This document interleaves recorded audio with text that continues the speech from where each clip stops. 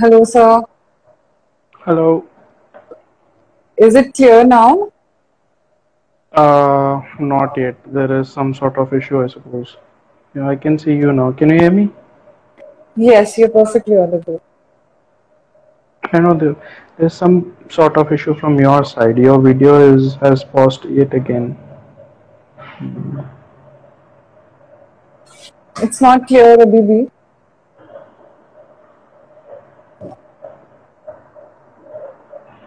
It is on and off somehow. Uh,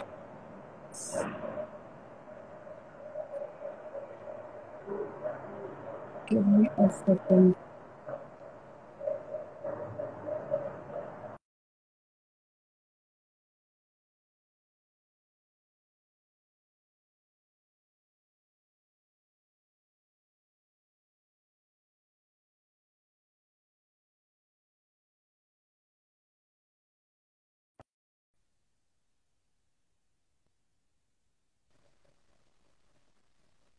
Sir, अभी दिख रहा है.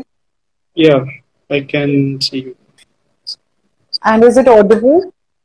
Yes, yes, it is audible and it is audible. There was some issue earlier Chalo, on. finally. Well, it's Thank God. okay. Yeah. Okay. So my first question to you is that you're a computer science engineer, and your father was in the civil services, state civil services, I guess. No, he's not in exactly state civil services. He's working for government of Punjab, but it isn't exactly civil services. Okay, but let's just say that he is in the public office. Yes, it is. It is. So, did that influence you to become a civil servant, or was it a conscious decision after completing your engineering? No, it was combination of both of them. See, as a kid, I used to go to his office sometimes, and I used to get to hear about their HODs. HODs are usually the IS officers. So that was the first Right. time I heard about what an IAS is, and then there are PCS officers. The understanding was limited since I was still very young, but somehow in the back of my mind, I used to think about becoming one of them. And once I was done with my graduation, I was in final semester. I made up my mind that I'm going to go for civil services and that I won't be going for any placements. So that was the time I decided to go for it. Okay, but then why did you choose, engineering as your graduation option, like a career option? As Why did you choose engineering as your career option during graduation? See, this is a question that still gets hold of me even after 10 years. But to be very frank Right, with you, going back to 2010 and 11, those were the times when the toppers of the class would automatically opt for either medical or non-medical. In my case, I didn't have much affinity for biology, which meant that the only option I was left with was engineering. That was non-medical, and then of course right, into engineering. So it was more or less of uh, peer pressure and going with the culture. I just went with the fashion. I chose non-medical. I went into engineering, but during the engineering days, I realized that this is not where my heart lies. So ultimately, I was just waiting for the engineering to end so that I could switch my lanes. right. So when you did decide that you wanted to be a civil servant, how did you begin your preparation? Like, what were the baby steps that you took initially so that you could prepare full time? See, I always had some interest in international relations and history. And so this was one reason why I chose history as my optional. And the steps that I took was that like many other aspirants, I started Googling randomly. I would sit for long hours on Google. I would Google stuff. I collected a lot of study material. And so my beginning was a little haphazard. And that is why it took me more time than it should have been. And so I took advice from certain people who were preparing for this examination, and then there were a couple of people who had cleared it, who had cleared basically state civil services. So I took some guidance Right. from them. I began on my own. Okay. So my next question was going to be about your optional only.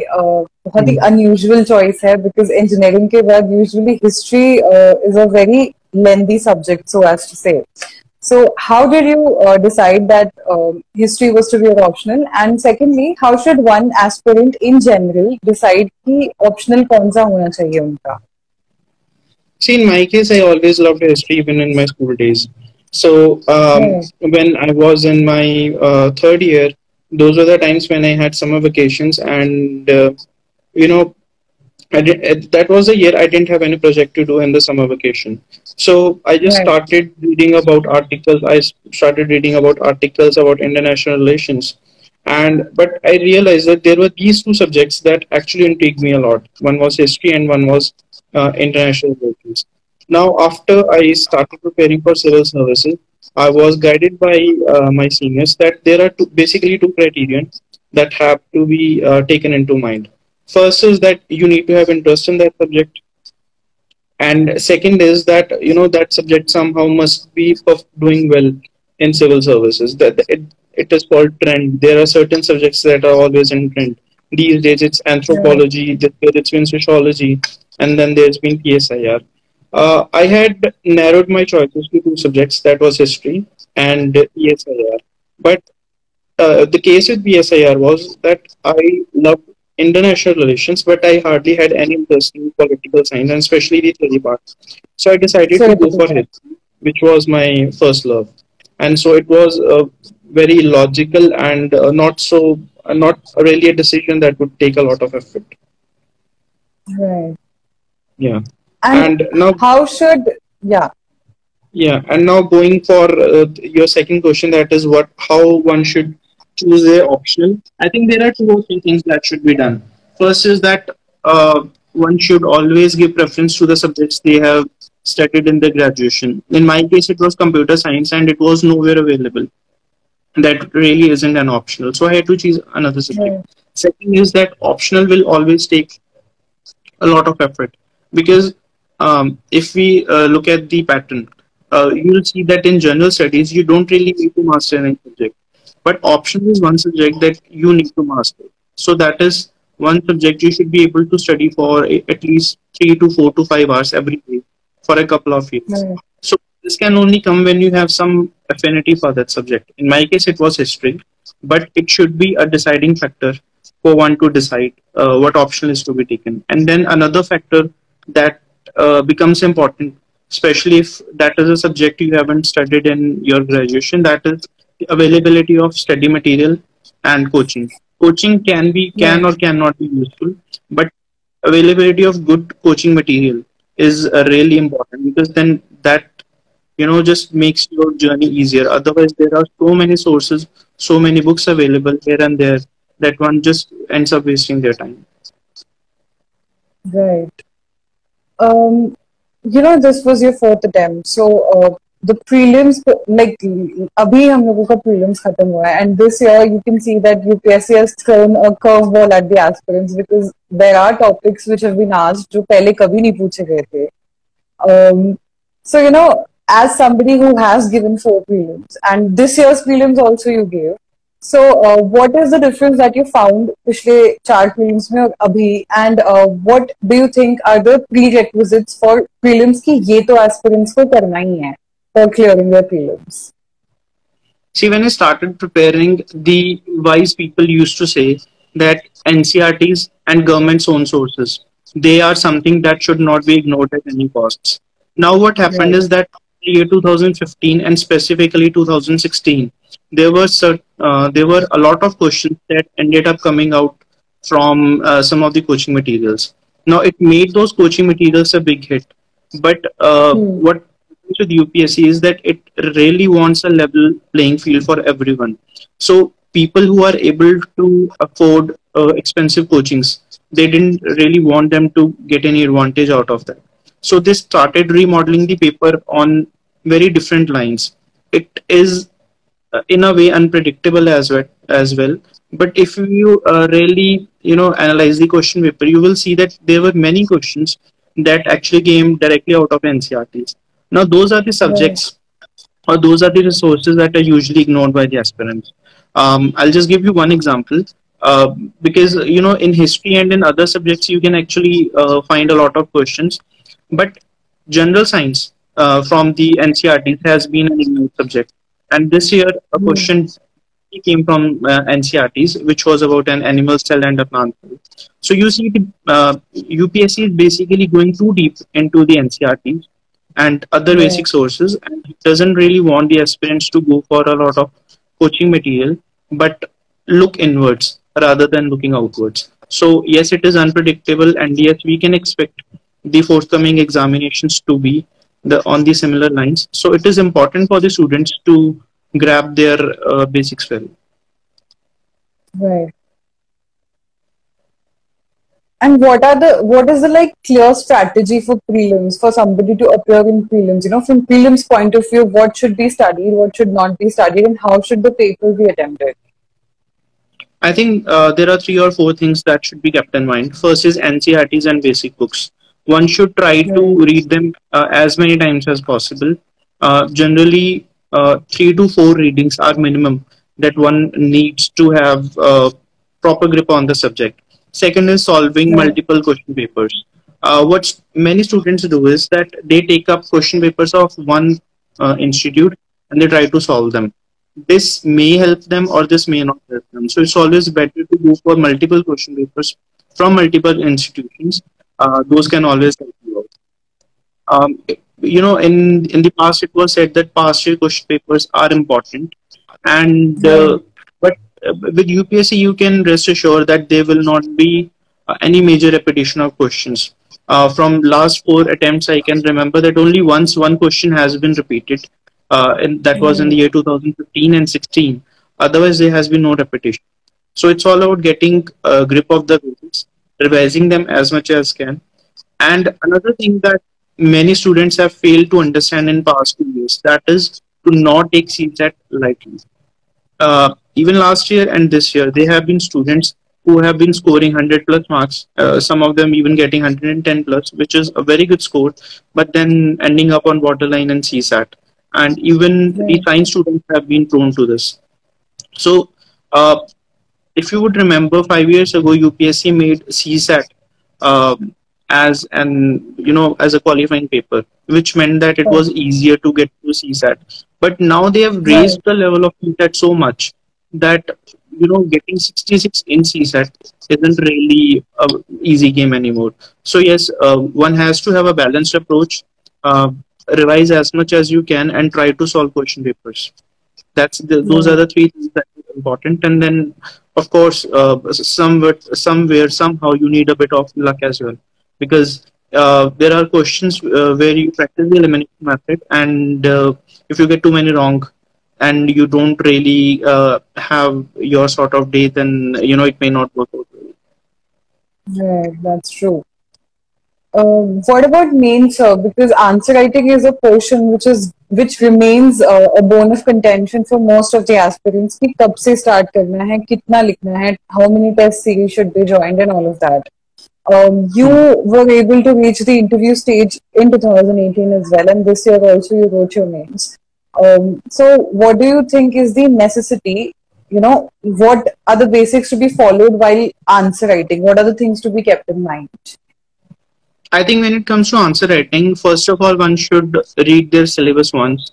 And after reading it once, when you start your first revision, that is the time you need to take some sort of notes. Now, by notes, I don't Right. really mean you have to keep another notebook and you have to note everything there. We have margins in our books. You can write your keywords and your important points there. But you need to have some sort of points that are easier to revise. Now, once you are into that stage, you can begin with your answer writing. I would never really suggest anyone to start answer writing immediately after the first reading, but after second reading, one should begin with answer writing, because otherwise, this whole cycle goes on too quickly that you may not be able to get hold of answer writing later on.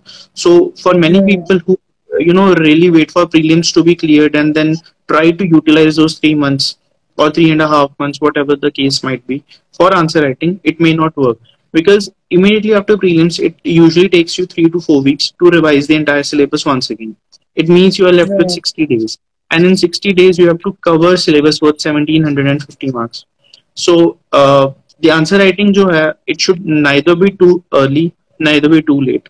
And judging yourself by your abilities, you should know that once you get hold of basic concepts, you should start answer writing, because it's a process that will never really end.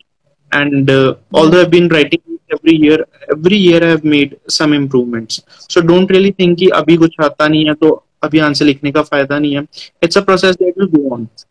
Even after you come from your mains, you will realize that there are many things that you can improve on to. So answer writing has to be done, I think, once you comment the second reading.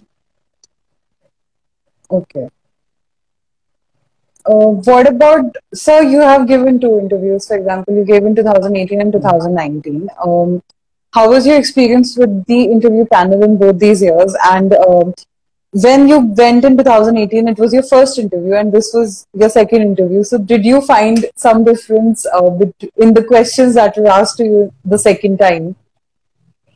Yes, there was some difference. See, when I went in 2018, I had no credentials with me. I was just another aspirant who was Right. preparing for, and my interview revolved around my DAF, the detailed application form. There were not too Right. complicated questions. Most of the interview was on expected lines, and I ended up getting a decent score in my interview as well. The second interview was very different. It was different in the sense that before getting into this interview, I had faced a state civil services interview, and I had cleared the PCS already, and I was in service. I had just begun my Right. service, but my confidence was higher because I knew that now I'm not really going there as someone who has no credentials. And interestingly, this year my panel was Smita Nagarajan ma'am's, and last time it was PK Joshi sir's panel. So the first question ma'am asked me was, "What are you doing these days?" Because it was a natural question, because I was 27 years of age and I needed to have something with me. So, and since all this happened after the filling of DAF, this was in December and January that I joined in PCS. So there was no mention of Right. it in my DAF. So she was curious about it. This was the first question she asked. And when I told her that, I had joined as BDPO in Government of Punjab, there was a smile on her face and she asked me, "So you're a PCS officer?" And to which I replied, "Yes, ma'am." So the entire narrative changed. So from someone, who was still desperately trying to get into civil services, my impression on them changed. And although there were still basic questions being asked, there were some service specific questions that were asked from me. And I think Right. two things that changed was probably their perception about me, and I believe their expectations must have gone higher. And then at the same time, I had greater confidence in myself. Last time I was anxious. This time there wasn't that much of anxiety. I was confident. I was positive, and I think it should have made some difference. Right. But what do you think that a panel, or let's say broadly UPSC, is looking for in an aspirant? What are the qualities that they're looking for? See, ultimately, they are looking at talent that could be polished to be placed into the bureaucracy. Because, Right. frankly speaking, from my experience of bureaucracy, I was yes, into state civil services for 6 months, and I had the opportunity to look into ins and outs of bureaucracy. What we read during our preparation has, a very remote connection to what is done in the field. So they're Right. basically looking for people that have better ability to be trained, that are easy to be trained, and then uh, they do need some threshold of knowledge and the ability to use that knowledge. If you even look at the prelims this year, it was application based. There were quality questions, Right. but they were application based. There was science and technology, they were application based. So basically, in the end, a civil servant needs knowledge that could be applied, and it is the ability to apply that knowledge that I think UPSC considers a lot, because this is the sole reason why you have to study about the various cultures and histories. Even though when you are Right. working in the field, the history doesn't really matter that much.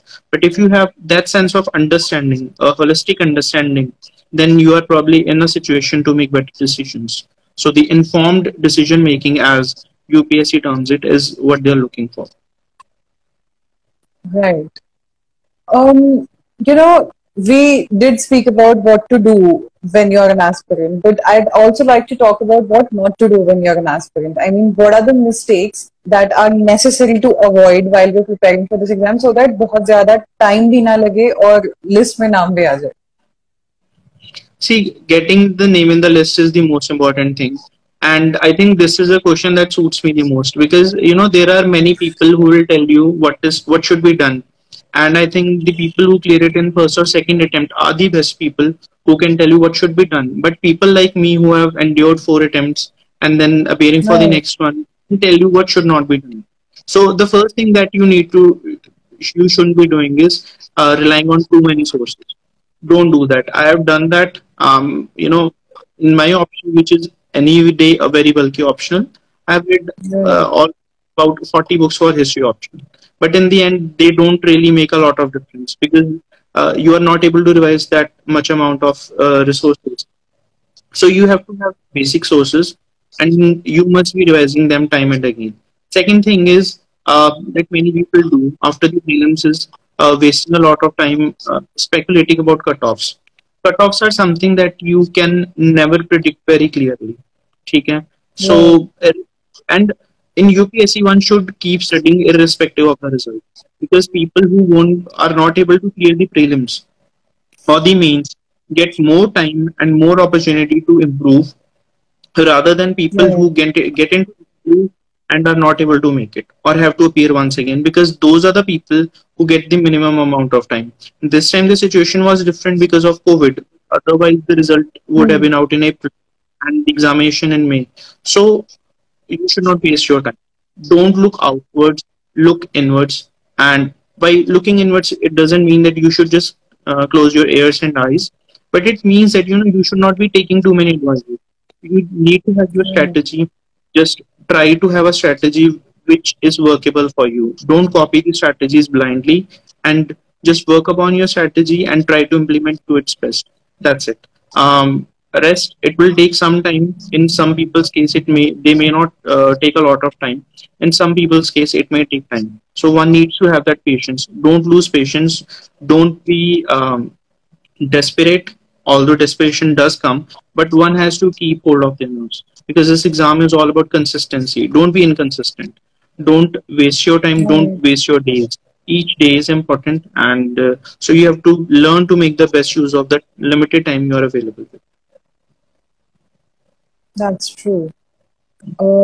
So the last question of the session is that let's say in the 2021 Wala prelims, there are approximately 8.5 months left. So even if somebody starts now, there is a chance that he or she might be able to complete the syllabus and give the exam to his best abilities, to their best abilities.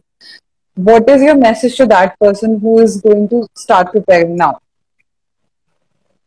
I would tell them to read NCRTs, read the basic books, and start preparing for optional and mains first. Don't jump into Right, prelims. Prelims is something that needs making of strategy. If you can have 2.5, 3 months, it is enough for you to clear the prelims. But mains is something that cannot be done in 2 or 3 months. I mean, there are people right, that come up with claims. I cannot really verify the veracity of those claims, but from what I have experienced and what I have seen my seniors, my peer group doing, is that you need to have 8 to 9 months, which is an ideal amount of time to spend. So anyone who is appearing for 2021 attempt, they should try to finish their syllabus by the end of this year. Start revising right, it in January. Write a few tests.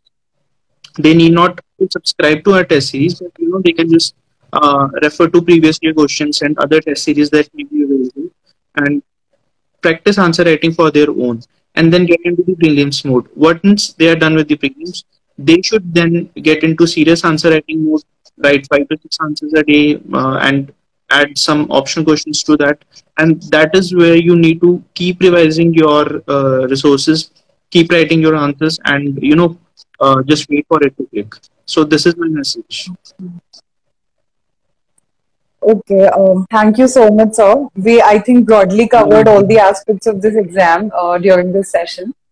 Thank you for taking time out. I know there was some sort of a technical issue in the beginning, so but still, we could talk so much. So thank you very much, and I hope you Yeah. also liked interacting with your viewers as Yes, it much. was a new experience, and it was a pleasure being here. And I wish everyone who is preparing for this examination a good luck, and to those who are preparing for this means even a better grade of luck, because they'll be needing it. There's a very less amount of time that's left. And so, thank you to you, and Yes, thank you to all. and all the best to you too for your mains. Thank you so much. Even I need that badly. Yes, thank you, sir. Thank you. You're welcome.